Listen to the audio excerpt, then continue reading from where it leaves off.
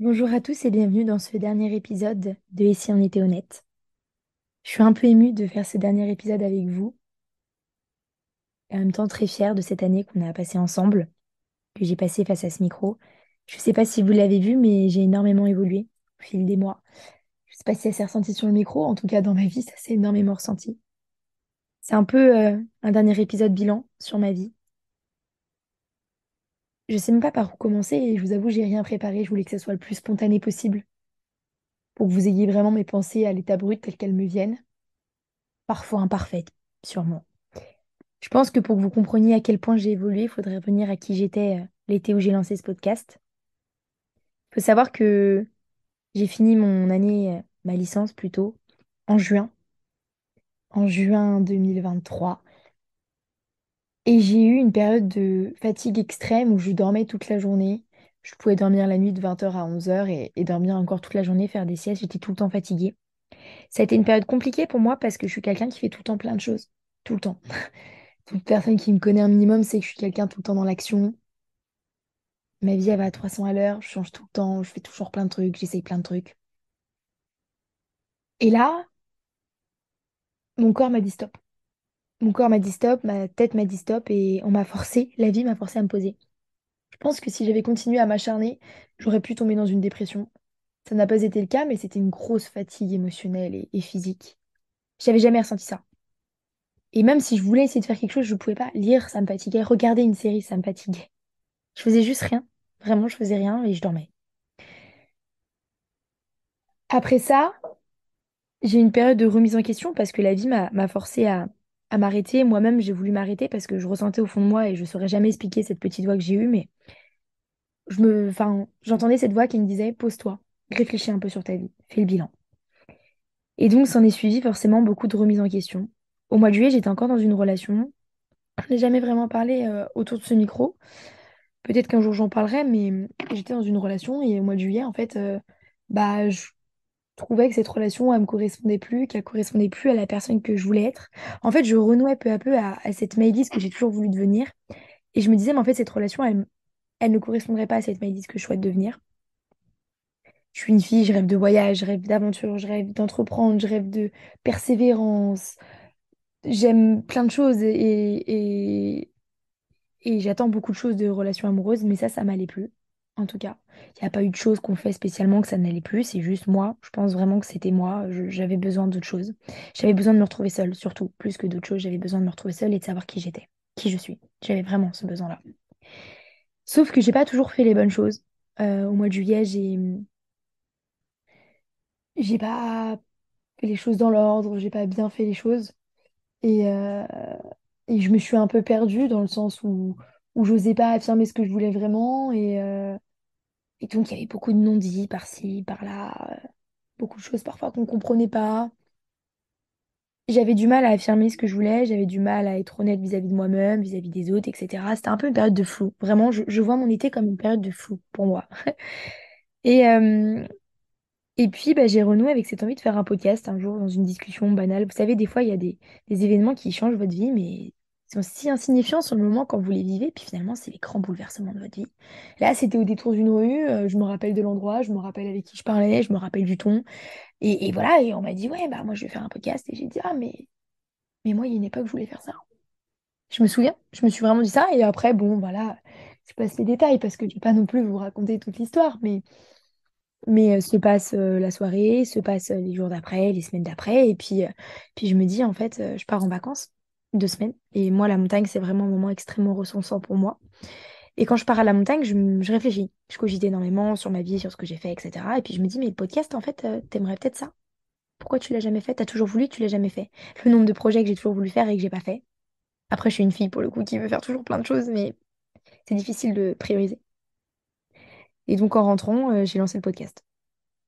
Et je crois que j'étais tellement stressée à l'idée de parler à un micro, je me disais si j'y arrivais pas, et si j'étais pas légitime, et si j'étais pas assez, etc. Toujours ces pensées limitantes.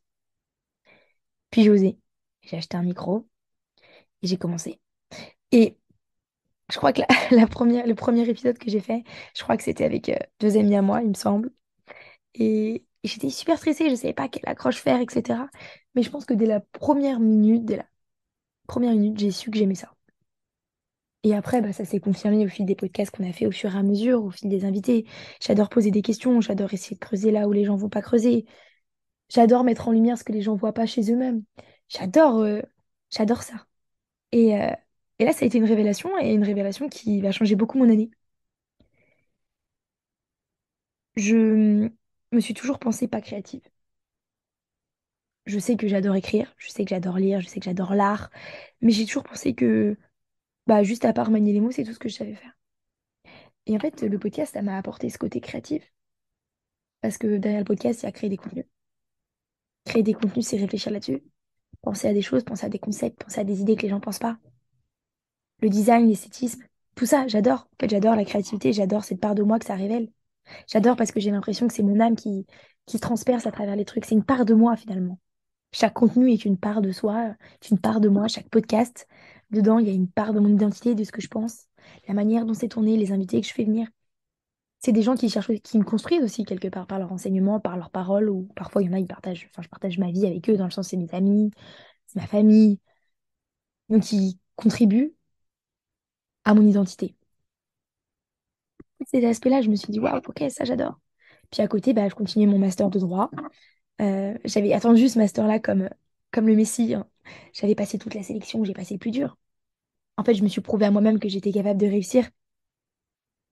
J'ai toujours été très exigeante à l'égard de mes capacités intellectuelles, depuis toujours.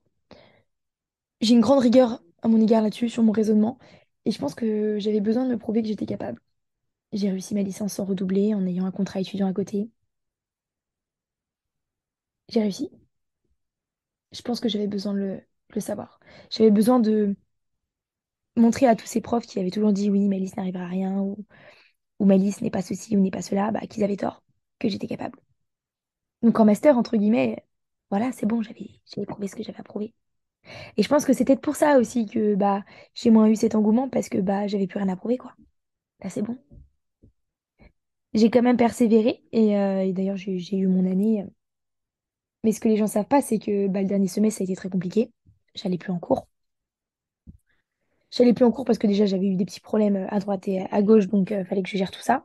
Mais j'avais plus envie. J'avais plus aucun goût pour ça. Je me disais, mais en fait, c'est pas ce que j'aime. Je me fais ma liste arrivé à la fin de tes études. Il serait peut-être temps de te questionner, c'est pas ce que j'aime, quoi. C'est pas ce qui me transcende. Puis à côté, il y avait le micro, il y avait les créations de contenu, il y avait parler avec des gens, parler de psychologie. Ça me transcendait. Parler, enfin, faire du droit, c'était pas le même feu en soi, quoi. C'était pas la même flamme.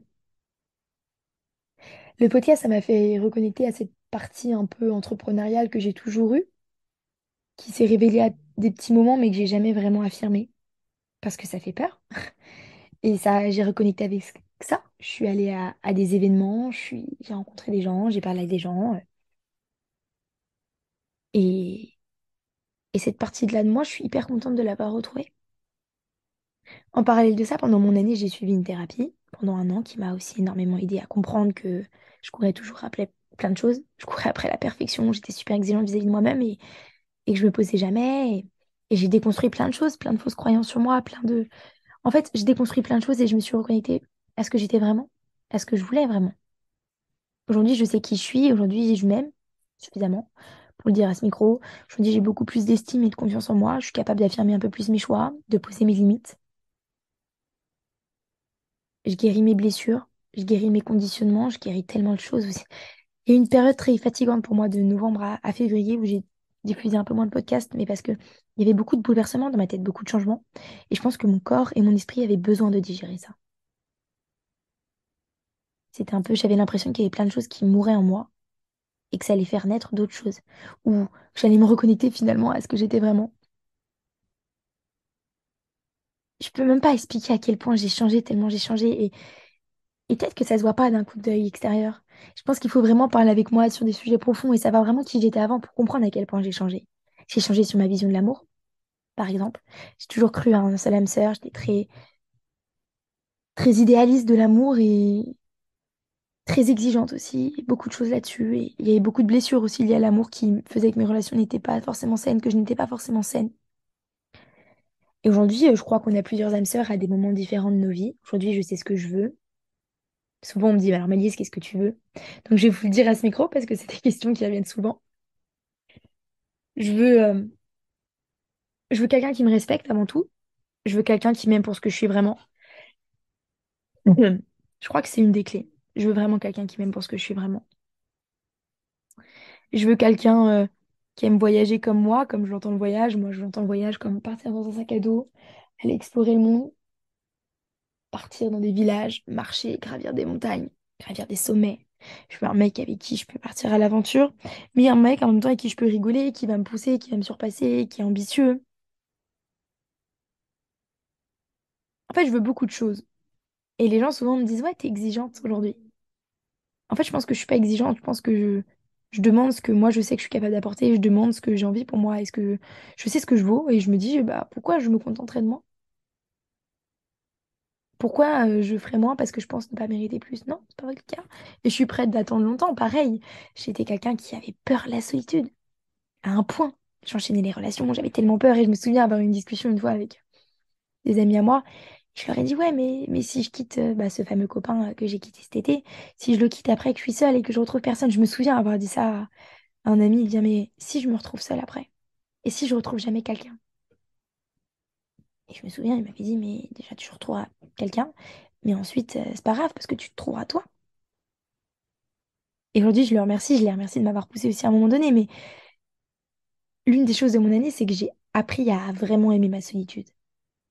Et c'est dans cette solitude-là que je me suis reconnectée à qui j'étais. Vraiment. Dans ces moments introspectifs. C'est dans ces balades seules. C'est dans ces petits week-ends seuls. C'est dans ces restos seuls, dans ces ciné seuls, dans tous ces dates que j'ai fait toute seule, dans tous ces cadeaux que je me suis fait toute seule. Un an de célibat aussi pour moi. Ça m'était jamais arrivé depuis le collège. Et je suis très contente. Et aujourd'hui, je suis vraiment bien. Souvent, on me dit, mais tu le vis bien la solitude? T'es pas triste? Et je leur dis souvent, bah non, en fait, j'adore ma compagnie aujourd'hui. Je kiffe ma compagnie.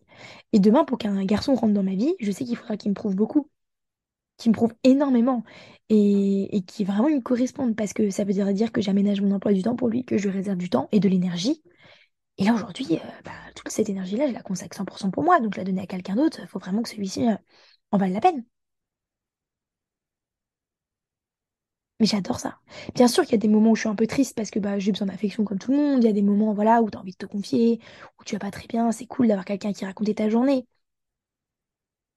Mais aujourd'hui, je mets moi et je pense qu'il faut mieux savoir soi que d'être avec quelqu'un qui ne nous correspond pas vraiment ou où on sait que ça va pas matcher parce qu'on a peur d'être seul, quoi. C'est ce que j'ai toujours fait. Et aujourd'hui, je suis contente de ne pas l'avoir fait.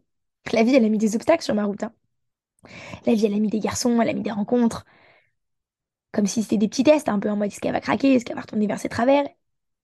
Ça n'a pas été facile. Il y a des fois, je me suis un peu fait avoir par mon ego, par mes vieux schémas. Puis sur le cours de route, je me suis rendu compte que non. Là, tu dérivais vers un autre chemin qui était ton ancienne toi, mais que toi aujourd'hui, t'aspires à être mieux, à mieux. Donc je faisais demi-tour. Et voilà. C'est pas grave, c'est des petits ralentissements, mais ça permet de tester, ça permet de savoir si vous avez compris la leçon. Je pense avoir compris la leçon sur ça, mais je pense que la vie remettra d'autres étapes sur mon chemin. Et peut-être qu'il y a d'autres fois où je retiendrai pas la leçon et je vous redirai ce micro, bon, bah, ça n'a pas marché, j'ai pas retenu la leçon, j'ai fait une petite erreur, mais c'est pas grave, ça fait partie du processus. Donc en voilà encore une chose sur laquelle j'ai changé. J'ai changé sur mes amitiés, dans le sens où aujourd'hui j'ai vraiment très peu de personnes dans mon entourage, mais c'est des gens très quali. C'est des gens qui m'apportent beaucoup et je suis bien comme ça. En fait, aujourd'hui, toute mon énergie, je la mets sur moi et les gens qui le méritent. Ce qui fait que je donne beaucoup mieux, de manière plus qualitative, je suis beaucoup plus présente, je donne plus intensément, et puis même pour moi, je suis même plus présente pour moi. Donc c'est cool. Ça, c'est vraiment sympa. L'autre changement encore, c'est bah, mes goûts, dans le sens où bah, là, j'ai réussi à finir mon année de droit et j'ai trouvé une alternance dans quelque chose que j'aimais vraiment, avec quelqu'un qui pourra vraiment m'apprendre des choses, en tout cas dans ce que j'aime, sur la voie que j'aspire à prendre, en fait, du podcast, etc. Et ça, c'est incroyable parce que pour l'histoire de cette opportunité, j'avais vu une offre sur LinkedIn et je me souviens m'être dit en l'ayant lu, ah, il prendra pas, je suis pas dans la communication, le marketing, etc. Et donc, j'ai laissé ça de côté. Je me souviens, c'était un lundi, je crois que j'avais dû voir ça. Et puis, le samedi, la veille de partir, je me souviens, j'étais à Lyon. J'y repense. Je sais pas pourquoi j'y repense. Et je me dis, allez, vas-y, postule. Je postule. Je vois bien sûr que j'ai pas les prérequis en termes de diplôme, mais je me dis, j'ai un podcast, j'ai fait des échecs à haut niveau, allez, postule. Dans ma vie, je fonctionne beaucoup au culot. Je me dis, qui ne tente rien à rien. Vraiment, je pense que c'est un des dictons qui peut me résumer. Et je postule. Et je passe toutes les phases à chaque fois. Et à chaque fois, je suis encore plus surprise parce que je me dis, mais j'ai pas de diplôme. Mais j'ai un truc, c'est que j'ai ma personnalité. Je suis quelqu'un de très dynamique, de rayonnante, de persévérante, de disciplinée. J'ai cette petit brin de folie quand vous me connaissez, c'est Maëlys. Enfin, j'ai envie de te dire, je suis un petit rayon de soleil, mais je pourrais pas expliquer ce petit truc que j'ai qui est propre à moi-même. Mais voilà, c'est ce que je suis. Et c'est ce qui a fait son charme aussi parce qu'on m'a dit, bah ouais, mais t'es une personnalité intéressante. Je me suis formée tout au long de l'année. J'écoute des podcasts beaucoup plus centrés dans le développement personnel, dans l'entrepreneuriat, le copywriting. Je lis des livres là-dessus. Je m'entraîne toute seule parce qu'en fait, ça me passionne. Et donc, je peux passer des heures à faire ça. Et donc, du coup, bah, ça intéresse les gens. Parce qu'en fait, je pense que je suis passionnée et c'est aussi quelque chose qui me transcende, en fait. Quand on me voit en train de rédiger quelque chose pour faire du copywriting, je suis plus là, je suis dans un état de concentration extrême, je suis transcendée par ça. Quand je fais un podcast, c'est pareil. Quand je parle de créativité, de concept, ça va vite, ça fuse. Ceux qui me connaissent, ceux que j'ai aidés, quand ils me font part d'un de leurs projets, souvent, je leur en donne 15 autres mille. Je dis, mais pourquoi tu fais pas comme ça? Et pourquoi tu fais pas ça? Et je demande toujours plus, je suis toujours en train de leur dire, et pourquoi tu fais pas encore plus ça, et plus ça, et plus ça? Et des fois, ça peut être peut-être frustrant pour des gens qui n'ont pas l'habitude. Mais voilà, je pousse les gens parce que bah, moi, je suis comme ça. Je vois un truc, vas-y, on va plus loin, vas-y, va encore plus loin, vas-y, vas-y. Et, et je pense que c'est quelque chose qui transcende. Voilà, ma créativité, elle est ultra développée. Je suis en train de la développer. J'adore ça, j'adore ce côté-là. Donc, je suis hyper heureuse là-dessus. Et donc, l'année prochaine, je change de voie. Et je partirai sur un master communication, marketing, avec une alternance vraiment sur même pas le même lieu. En plus, là, je monterai sur Paris. Toujours rêvé de faire mes études sur Paris en tant qu'étudiante, les musées, le théâtre, les restaurants, les plats du monde, les bars sympas, toutes les activités à faire à Paris. Puis moi, j'adore, je suis un peu le cliché de Blair Waldorf, j'adore mettre mes talons, je mets mes bottes, mes longs manteaux, mes bérets, mes chapeaux. Là, je suis un petit cliché ambulant et j'adore ça. J'adore ça. Et sur Paris, je pourrais pleinement incarner ça parce que ici, quand je mets des bottes avec un chapeau et un long manteau, on me regarde comme si qu'est-ce qu'elle faisait. Quand je mets un béret l'hiver, je vous en parle pas. Et Paris, c'est la norme. Et voilà, et je suis très contente de partir à une petite période sur Paris parce que je pense que j'en ai besoin. Je pense que la vie, si elle me met là-bas, c'est que j'ai des choses à apprendre. Je pense que j'ai encore à grandir et Paris pourrait me faire grandir. Qui plus est dans une alternance qui m'apprendra énormément de choses et dans laquelle je m'épanouirai énormément. Je me rappelle d'une discussion, et je viens d'y penser, c'était pas prévu que j'en parle, que j'ai eue avec un ami à moi il y a de ça 3 mois, 3, 4 mois. J'en ai les larmes aux yeux, je vous viens d'en parler parce que je me revois. On était en bas, dans un endroit et tout, j'allais rentrer, j'allais prendre la voiture. Et il me disait, mais pourquoi t'arrêtes pas tes études? T'en as marre, t'aimes pas ça? Et je lui disais, ouais, mais et si je faisais mauvais choix? Je lui dis, c'est dur, tu vois, je suis attachée à cet idéal de bac+5. Je voulais faire de la politique, je voulais faire des grandes choses. Et, et je disais, là, c'est le deuil de tout ça, quoi. C'est le deuil d'une ancienne version de Maëlys. C'est le deuil de la petite Maëlys qui rêvait de changer le monde. Et je lui disais, puis c'est difficile, s'affranchir du regard des autres, euh, de sa famille, etc. C'est pas conventionnel, tu changes de truc, tu vas faire l'entrepreneuriat, c'est plus risqué, etc. Et je me souviens, on avait une discussion, et j'ai dit, comment t'as fait, toi, gna, gna, gna. Et il me disait, mais allez, vas-y, si c'est ce que t'aimes et tout, ça vaut le coup. Ça sera compliqué un petit temps, et après, ça ira mieux. Et je me souviens, elle m'avait dit, mais si c'est ce que t'aimes, vas-y, quoi. Il me dit, c'est pas facile, mais ça vaut peut-être le coup.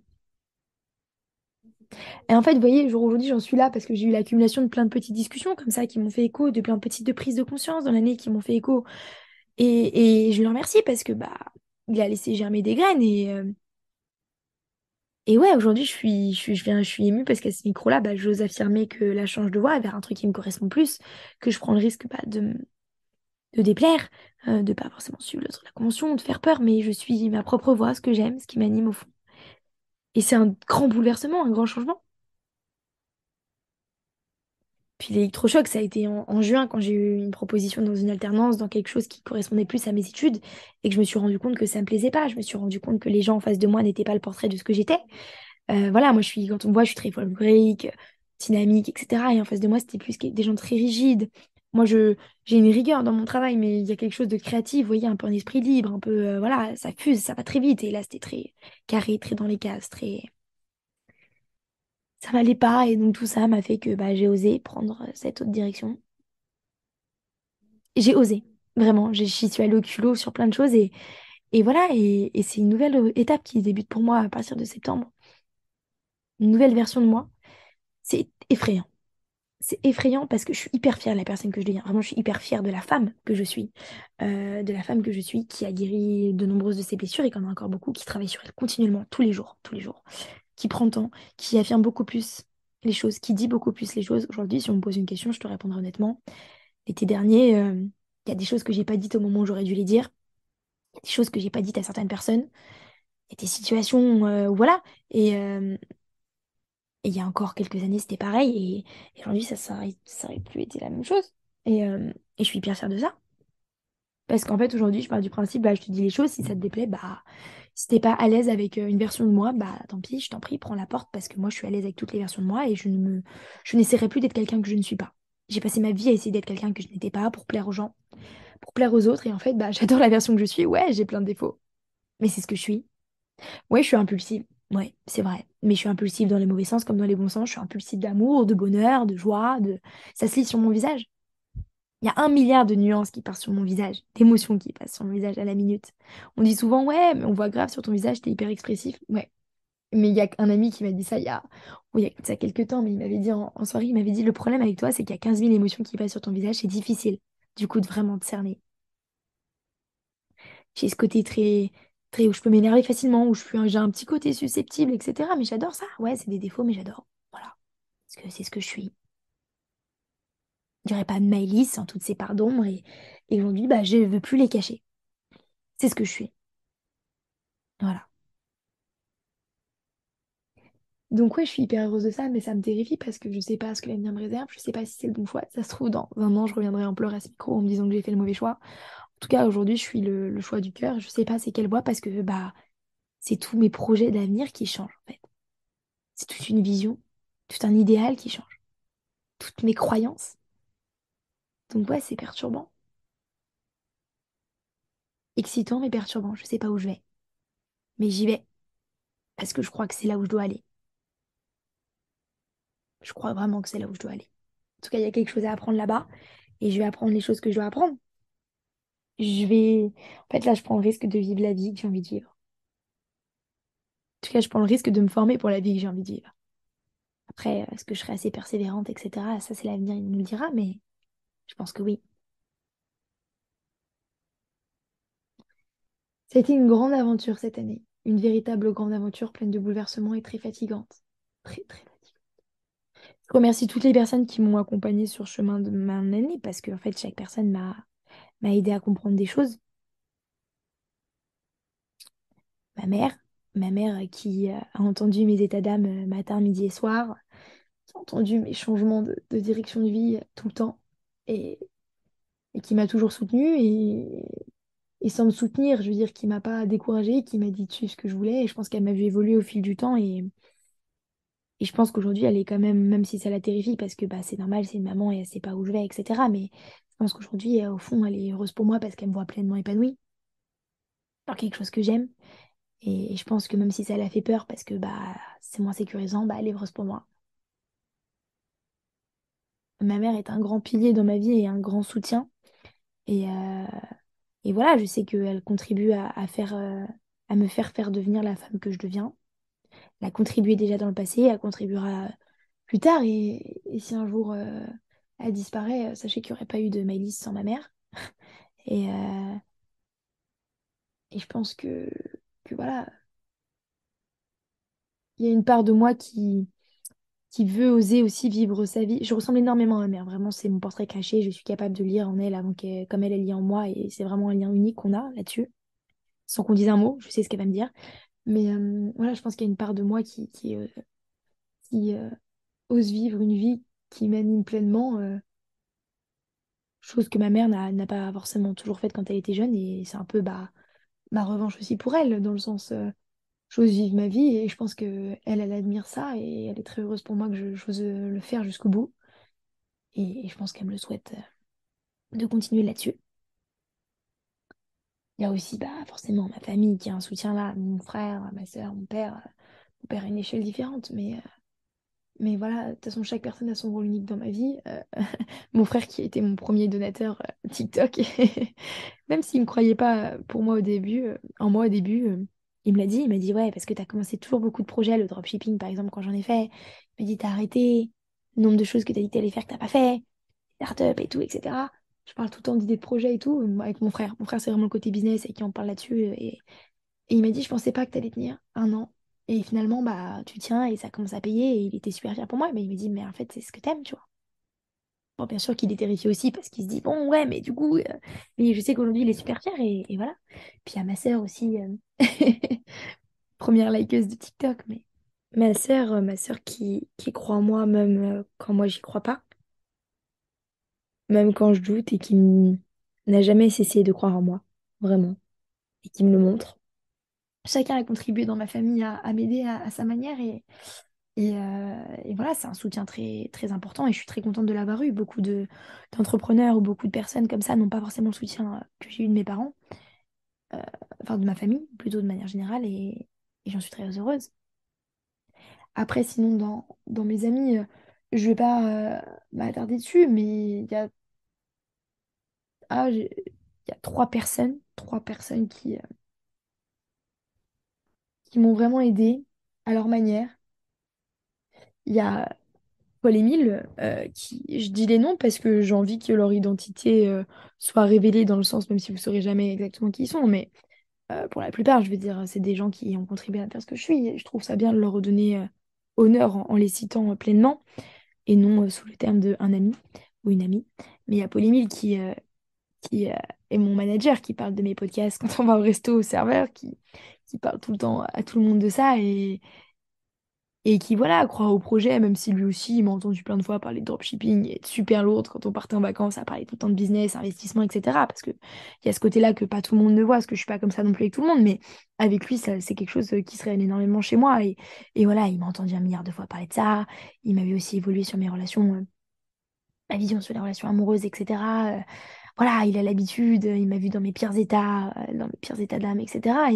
Et voilà, et il m'a énormément. C'était pas un soutien, vous savez, frontal, par des paroles ou des petites phrases. Lui, c'était plus le soutien en mode, voilà, je crois en ton projet. C'était plus par des petites phrases dans le sens, bah, quand je serai ton manager ou quand tu seras riche ou des trucs comme ça. Et c'est pas grand-chose, mais c'est des mots où, voilà, les gens, ils croient en toi. Voilà, quand on se voyait, il me posait des questions, il me poussait, il en parlait aux gens, il m'envoyait des trucs du style dans son école, tiens, ça pourrait t'intéresser.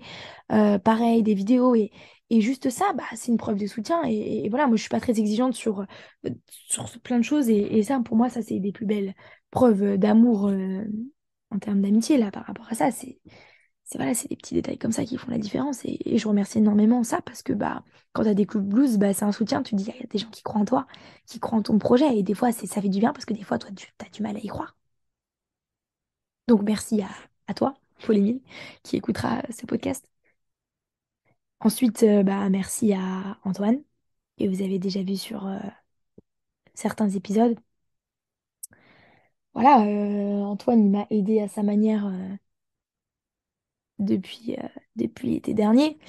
Euh, que ce soit par des prises de conscience dont il n'a pas forcément conscience ou connaissance, mais au détour de discussions, au détour de paroles un peu cash et un peu crues, mais qui disent les choses, euh, au détour de phrases subtiles, au détour de choses comme ça, au détour de... Même, enfin, Antoine, il fait partie énormément du parcours de ma vie dans le sens où, bah, c'est... Comment dire? Dans le sens où... comment je pourrais dire ça? Euh, Voilà, moi, il m'a parlé de plein de logiciels. Après, bah, du coup, ça m'a fait me questionner sur les logiciels. J'ai regardé de mon côté, je me suis formée. Le copywriting, c'est lui qui m'a expliqué ce que c'était, parce qu'à l'époque, j'avais aucune connaissance de ce que c'était. J'ai rédigé 2 posts pour lui. Puis après, il a pris son envol et il rédige des posts de très bonne qualité aujourd'hui. Et voilà, mais c'est lui qui m'a donné ce goût-là aussi pour ça. Et ce qui m'a permis d'enrichir mon CV, de pouvoir aussi présenter des contenus plus qualitatifs et me mener à mon entretien. Voilà. Donc là-dessus, ça a été une aide. Euh, voilà, il a répondu présent la plupart du temps pour faire des épisodes de podcast et c'est quelqu'un qui est assez occupé. Donc j'apprécie le fait que bah, il m'ait donné du temps pour un podcast, pour quelque chose qui lui rapportait pas forcément quelque chose, si ce n'est un bon moment, entre guillemets, mais pas quelque chose de financier, etc. Et de prendre le temps, malgré les emplois du temps, je trouve que c'est aussi une très belle preuve de foi en le projet et une belle preuve d'amitié, en tout cas. Donc là-dessus, ça m'a toujours fait chaud au cœur, le temps qui y était donné. Donc non, non, aujourd'hui, même sur mes visions sur l'amitié, l'amour, etc., il y a eu plein de petites discussions, de petites phrases qui ont laissé des graines et qui ont fait fleurir l'arbre. J'aime bien les citations un peu douteuses ou un peu foireuses, mais moi, ça m'amuse. Mais voilà, vous avez compris l'idée, quoi. C'est aujourd'hui, il y a des visions qui ont changé parce qu'à un moment donné, bah, j'ai eu telle discussion avec lui et je pense que c'est des discussions qui valent tout l'or du monde et qui sont inestimables, tant elles m'ont changé aussi. Et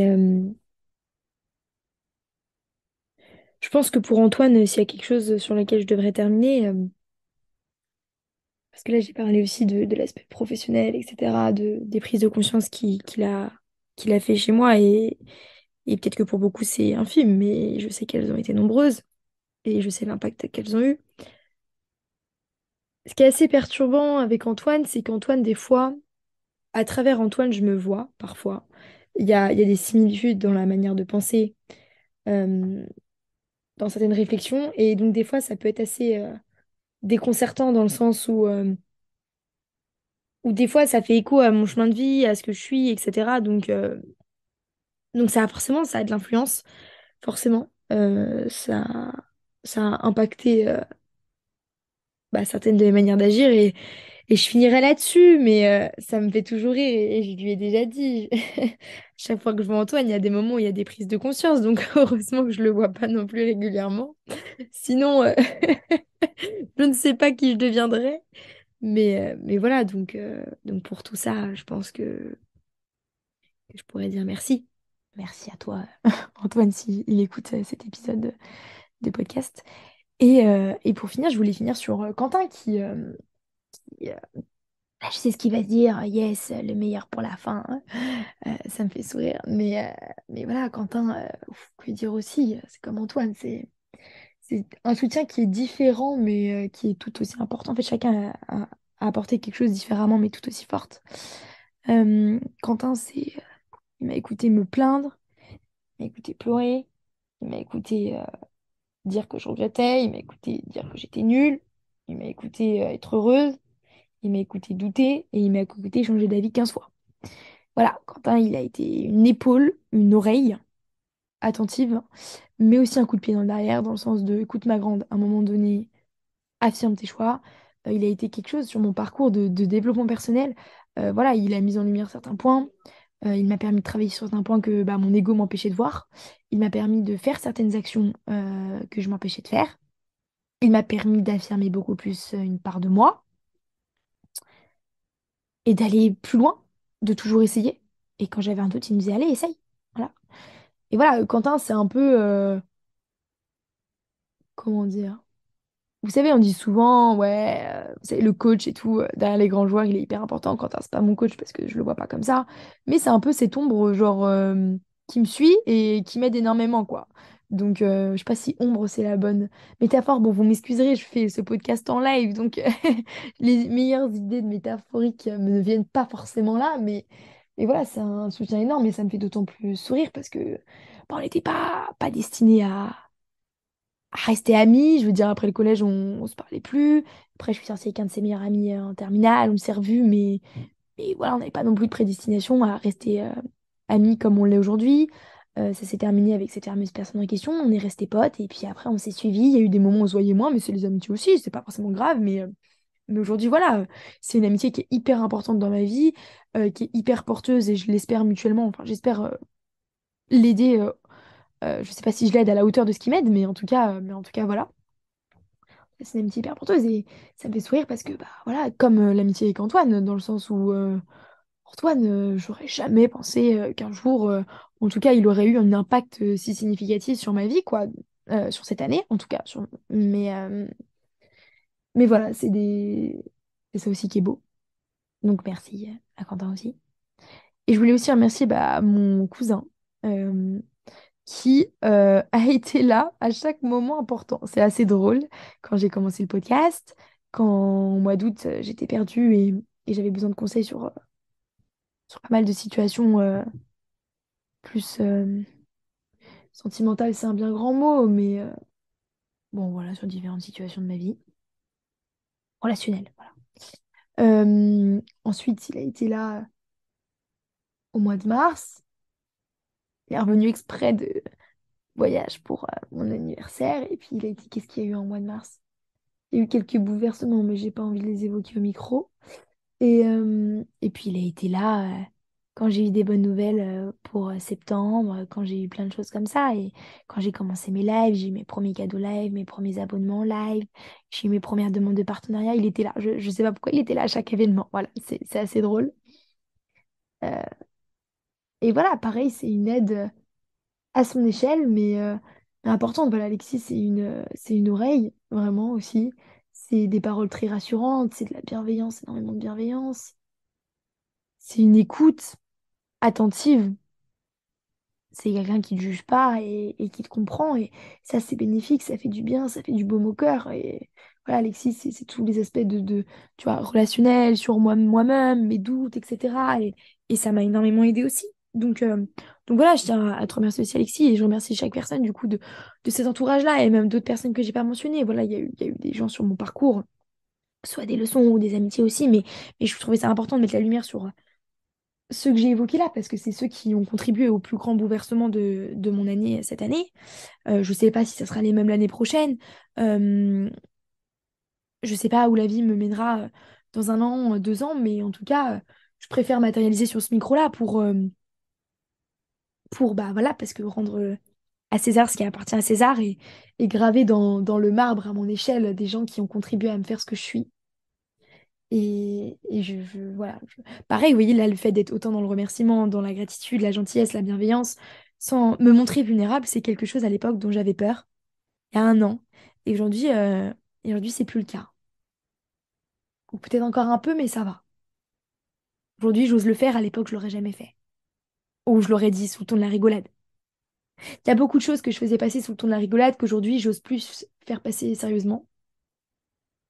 Maintenant, sur les choses à travailler sur l'année à venir, il y en a encore beaucoup, hein. Sur cette future année qui arrive. Je compte en année scolaire, mais il y a bah, la confiance en moi, toujours, un petit peu plus. Parce qu'elle est bien, mais elle pourrait être encore mieux. Il y a bah, être à l'aise dans mon corps. Il y a être plus tolérante avec moi-même, moins exigeante.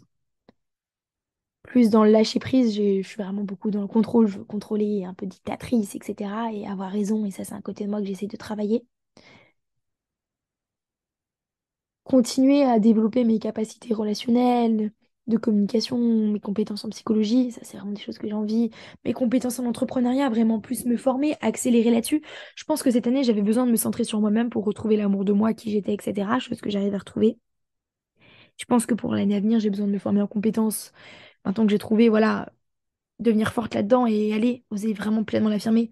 Ça m'a fait rire parce qu'il y a un ami à moi qui m'a dit un jour à la fin d'un podcast, il m'a dit, ton défaut, c'est que tu te prends pas assez au sérieux. Et je me souviens m'être dit à ce moment-là,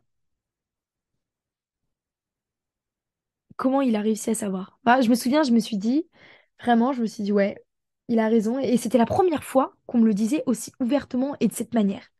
Et c'était la première fois et je me suis dit, mais en fait, ça se voit. Vraiment, je me suis dit, bah, s'il le voit, c'est que ça doit se voir, quoi. C'est que, voilà, ça doit limite écrire au milieu de mon front. Et ça m'a fait cogiter et je me souviens, mais dit, ouais, c'est vrai qu'il a raison. Et de l'entendre de quelqu'un qui plus est que t'estime, etc., et qui te le dise, et que t'es là en mode, ouais, c'est vrai. Voilà, et je pense que du coup, cette année, je vais me prendre beaucoup plus au sérieux et ça passe par beaucoup plus de formation de compétences.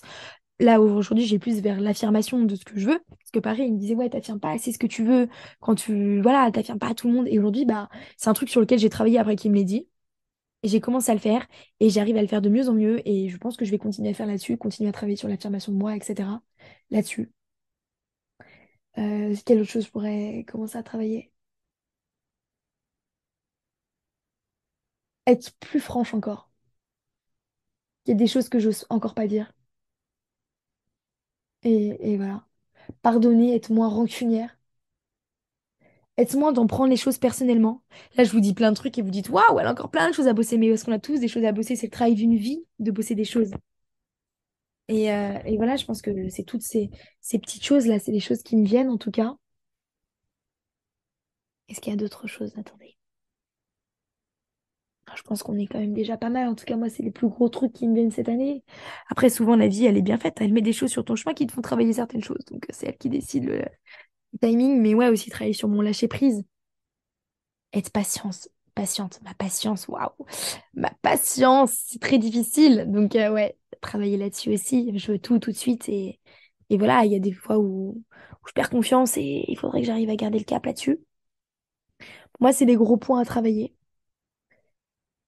Donc, voilà. Et puis, bah, je voulais terminer ce moment-là par vous remercier à vous de m'écouter, d'être toujours plus nombreux à m'écouter, d'avoir pris le temps à chaque épisode de m'écouter ou de temps en temps, d'avoir mis un j'aime, de vous être abonné, de m'apporter un soutien, un message. C'est un petit rayon de soleil dans ma journée aussi. J'espère égayer les vôtres des fois avec mes épisodes, mais vous aussi vous égayez les miennes avec ces petites actions-là. Et je suis hyper contente de la communauté qu'on est en train de créer. Je suis hyper contente des gens qui m'écoutent. Je suis hyper fière, vraiment. J'ai une grande fierté à ça. Et aujourd'hui, si je deviens la femme que je suis, bah, je ne le deviendrais pas si vous n'aviez pas été là à écouter les podcasts, à me pousser, à m'encourager, à mettre des j'aime, à m'envoyer des messages, quoi. Donc, merci beaucoup à vous. Je voulais terminer ce podcast par des petits messages de mes proches que je n'ai pas écoutés, que je vais découvrir en même temps que vous, sur eux aussi, comment ils ont perçu mon évolution d'un point de vue extérieur, qu'est-ce qu'ils pensent que je devrais, comment j'ai changé selon eux sur un an là, et qu'est-ce que je devrais travailler pour l'année à venir. Donc je vous laisse écouter ça avec moi. Puis on se retrouve en septembre prochain pour de nouveaux épisodes, une nouvelle série d'épisodes de podcast avec grand plaisir. Je vous souhaite à tous de bonnes vacances et puis je vous laisse avec les témoignages. Oui, bonjour Maëlys. Donc, je vais répondre à tes trois questions. Comme, voilà, ouais. Donc, c'est ta maman. Donc, moi, l'évolution que j'ai vue depuis ta première année de droit a été, j'ai connu une jeune fille qui était complètement brisée, en perte de confiance en elle, remplie de doutes, qui avait du mal à pouvoir imaginer que elle pouvait devenir quelqu'un, qui ne pensait que la licence de droit, elle n'y arriverait jamais, complètement perdue et brisée. Et ton évolution depuis un an a été surprenante parce que bah, tu étais quelqu'un de perdu, de vraiment perdu, avec plein de questions que tu te posais. Et je t'ai vu changer au fil des mois et prendre confiance en toi et t'imaginer que l'impossible devenait possible. Et l'évolution que je te souhaite pour les années à venir, c'est de devenir quelqu'un de forte. Parce que la vie te fera pas de cadeaux. Elle sera pas gentille par moment. Et là, va falloir être fort. Vraiment, il va falloir être vraiment fort parce que tu mettras un genou à terre, mais il va falloir apprendre à se relever et à continuer et à passer les obstacles les uns après les autres. Donc voilà, je te souhaite de réussir sur cette piste-là. La confiance en toi, tu la travailles de plus en plus, donc il n'y a plus à se poser la question. La petite fille brisée et perdue commence à trouver son chemin. Tu n'es plus brisée, tu t'es réparée progressivement. Et je pense que tu feras de très belles choses dans l'avenir, donc à voir dans le temps ce que la vie te réserve. Mais je te souhaite le meilleur. Ok, donc moi c'est Quentin, je connais Malice depuis maintenant une dizaine d'années. Elle a très très bien évolué. Je pense que depuis que je la connais, surtout depuis l'année dernière où elle a vraiment fait un travail énorme sur elle au niveau que ce soit confiance en elle, développement personnel, développement de ses capacités cérébrales et mentales. Vraiment c'est un très très gros travail qu'elle a fait et j'en suis très heureux. Heureux aussi d'y avoir contribué, mais c'est surtout elle, tout ce qu'elle a mis en place, tout ce qu'elle met en place aussi au quotidien. Donc c'est vraiment un plaisir de pouvoir la côtoyer au quotidien. C'est même une réelle bouffée d'air frais pour, je pense, pour tous les gens qui peuvent la côtoyer au quotidien. Je pense que elle peut être très très fière de tout ce qu'elle réalise, de tout ce qu'elle entreprend aussi aujourd'hui, parce qu'au début c'était vraiment pas gagné en termes de réelle confiance en elle. Là, ça progresse au fur et à mesure. Donc moi, je suis très content de pouvoir l'avoir dans mon cercle, que ce soit en distanciel ou en présentiel, mais en tout cas de pouvoir la garder auprès de moi. Et donc, ouais, déjà là-dessus, elle a vraiment bien progressé. Elle s'est mieux posé ses limites aujourd'hui dans ses relations. Elle s'est mieux exprimé également ses besoins, que ce soit en amour, que ce soit en amitié. Elle sait mieux les exprimer et les gens apprennent au fur et à mesure à la respecter. Et ça, je pense que c'est son gros point positif sur cette année. C'est ce qui va lui permettre au fur et à mesure d'avoir un entourage vraiment sain et pas forcément toxique comme elle a pu avoir avant. Elle sait également mieux ce qu'elle veut faire. Donc ça permet qu'elle perde moins de temps à droite à gauche et dans des relations qui pouvaient plus la desservir qu'autre chose. Donc non, aujourd'hui ça c'est quand même très très bien. Ça a hyper bien avancé. Donc sûr que je suis hyper comblé pour elle. Très très heureux. J'espère que bah, ça va continuer au fur et à mesure. Donc ça c'est vraiment les gros points positifs. Après au niveau des pistes d'amélioration, ce qu'elle va devoir continuer à travailler, je pense que ouais ça va être développé au fur et à mesure sa confiance en elle. Euh, Ne pas avoir peur de vraiment apposer ses limites euh, plutôt avec les gens, je pense. Elle en gagnera du temps et ne pas avoir peur de faire le tri dans son entourage parce que c'est vraiment ce qui va lui permettre de progresser au fur et à mesure et de devenir la femme qu'elle aspire à être dans les années et pouvoir réellement impacter au-delà de son entourage, que ce soit le monde, par sa bienveillance et sa gentillesse. Donc bon, voilà, Maëlys, je t'invite à continuer tout ce que tu entreprends. Tu sais que je soutiens dans tout ce que tu fais et ce n'est que de bon augure pour la suite. Donc continue, accroche-toi et continue de croire en tes rêves. On se voit vite, bisous. Alors, bonjour à tous. Donc, du coup, je suis le cousin de Maëlys. Et elle m'a un petit peu mis le couteau sur la gorge pour que je fasse une apparition pour, en gros, dire ce que je pensais d'elle, son évolution jusqu'à maintenant. Et voilà, on va parler un petit peu de ça, quoi. Alors, son évolution. Après, moi, je suis son cousin, donc je la connais depuis qu'elle est toute petite. On a toujours été assez proches, mine de rien. Donc, moi, je l'ai connue étant enfant, dans son adolescence, et maintenant la jeune femme qu'elle devient. Euh, donc, ça va être un petit peu compliqué, personnel aussi. Euh, je l'ai toujours vu évoluer et une bonne évolution. C'est-à-dire que j'ai vu prendre confiance en elle petit à petit, euh, concrétiser ses objectifs parce que depuis toute petite, mine de rien, elle est très ambitieuse de par déjà son parcours sportif avec les échecs, dans sa scolarité, dans ses ambitions professionnelles. Donc c'est quelque chose qui est vachement bien, dont elle peut être très fière et dont je suis fier d'elle. Maintenant, depuis un an, elle fait ses podcasts, elle fait ses projets. Ils sont en train de monter de plus en plus, mine de rien, elle prend de plus en plus d'ampleur et je trouve ça exceptionnel.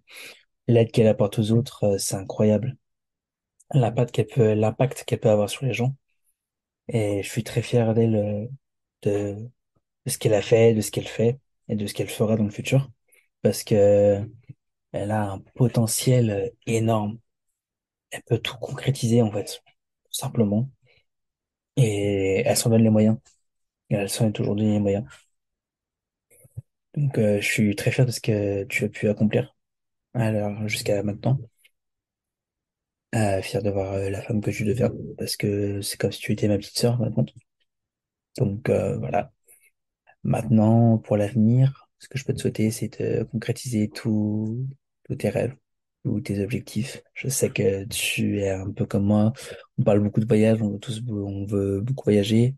Je te souhaite de faire le maximum de voyages, de n'avoir aucun regret là-dessus. Vraiment. Euh, Je peux dire que j'étais un petit peu, j'étais présent aux prémices de ton empire qui est en train de grimper. Donc, j'ai hâte de voir comment tu vas évoluer dans tes projets de podcast, de coaching, de développement personnel. J'ai hâte de voir ça. Je sais que tu as beaucoup d'idées derrière la tête. J'ai hâte de voir ce que tu vas en faire. Et pour ton avenir, tout ce que je peux te souhaiter, c'est eh bien d'être heureuse déjà, de ouais concrétiser tous tes rêves, tout ce que tu veux. Puis voilà. Puis, de toute façon, on se lâchera pas. Dans tous les cas, on a déjà pas mal de projets en commun. Et j'ai hâte de voir tout ça, tout simplement. Voilà. Bisous. Donc je pense, Maëlys, que tu as beaucoup gagné en confiance en toi, en self-suffisance, en créativité aussi, en effet. Et voilà, tu as toujours eu ce profil un peu entrepreneuse de vouloir essayer des choses. Donc ouais, une battante et voilà. Tu as aussi su faire le tri dans tes amitiés, les gens qui comptaient vraiment pour toi et ceux qui comptaient moins, afin d'avoir vraiment des gens qui t'entourent, qui t'apprécient vraiment et que tu apprécies vraiment également. Et s'il y avait une amélioration à donner, ce serait peut-être savoir peut-être prendre un petit peu plus de recul sur les événements et parfois prendre moins à cœur pour voilà, avoir plus de recul sur ce qui se passe et sur une bonne ou une mauvaise nouvelle. Mais voilà. Ok, petite vidéo pour parler de l'évolution de Maëlys. C'est la deuxième saison de podcast qu'elle fait. J'ai été là sur les premiers quand elle a commencé. Et honnêtement, je la vois grandir à travers ce podcast, dans sa réflexion, dans sa façon d'être, dans sa façon de s'affirmer aussi, qui elle est réellement, ce qu'elle veut réellement faire, ce qu'elle veut réellement mettre en place. Et c'est ultra impressionnant parce que ça va très très vite et ça va encore accélérer, je pense, par la suite. Donc, toutes mes félicitations, continue comme ça parce que tu es en train de grandir vitesse grand V et prendre beaucoup de place sur un marché qui peut être très intéressant.